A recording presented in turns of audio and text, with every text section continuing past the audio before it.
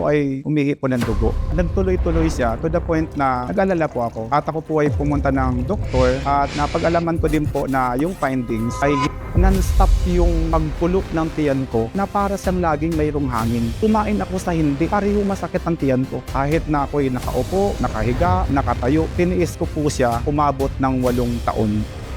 Ito ang ginangambahan ko kasi kahit anong minuto, umiikot yung mundo mo. Tapos to the point na magko-collapse na lang ako.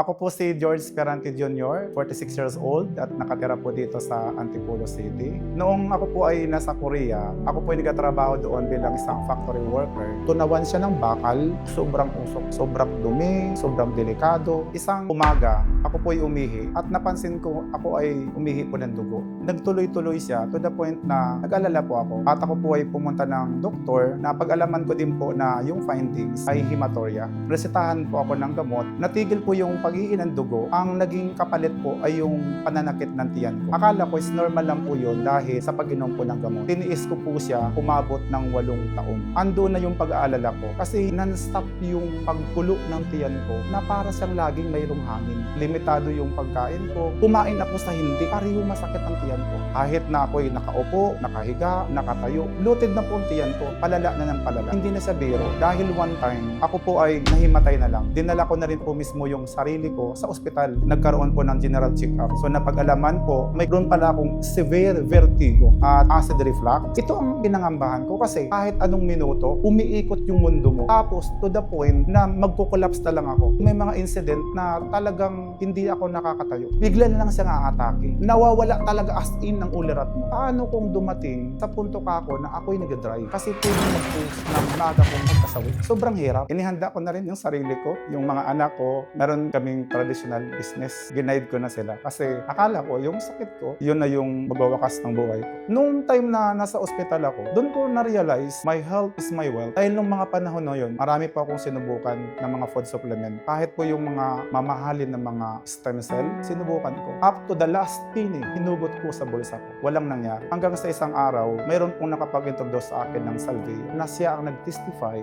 mahusay po ito, according to her, sa lahat pa ng sakit at karamdaman. Sinubukan ko. Ang tao po kasi na may sakit, lahat susubukan. Kahit saan pupuntahan yan, kahit ano gagawin yan, kahit magkano bibilhin yan, gumaling din siya. Ang pagkaalam ko, ang isang jar, good for 3 months. Ininom ko siya in just 3 weeks lang. Desperado na rin po kasi ako dahil sa sinubukan ko na lahat. And good thing talaga, na talagang maganda pala talaga si Salvio. Biblically, historically, and scientifically, so doon ko napag-alaman ang nagiging malaking dahilan kung bakit naayos talaga yung mga naramdaman ko. Uminom naman ako ng mga synthetic.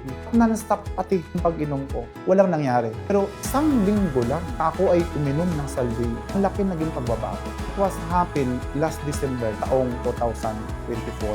So, marami po akong inalis. So, dadalimbawa ng pagkain ng pandesal, yung pagkape. Lahat po yun, ipinalit ko yung Salvio. Nainom ko po yung Salvio, empty stomach pa talaga ako. Sa umaga, pagkagising ko na pagkagising pa lang, itimpla po ako ng Salvio. 2 kutsara po yan sa isang baso. And bago po ako mag-lunch, 3 beses po siyang iniinom sa loob ng isang araw. Masasabi ko na yung 8 taon na acidity ko and yung 1 taon mahigit naman na vertigo ko, siya lang ang nakatulog. Dahil dito, gumaling po ako. Na hindi na po dumating sa puntong umikot ng aking mundo at mag-collapse. At to be honest, wala akong iniinom na kahit anong klaseng gamot except dito kay Salvio lang. Sabi ko nga, Salvio, it's a blessing para sa akin. Kung hindi dahil sa kanya, baka wala na rin siguro ako. Kaya sobrang pasalamat ko kay Salvio, lalo na sa company na Salvio Well Corporation. Ako po si George Ferrante Jr. at ito po ang aking kwentong Salvio.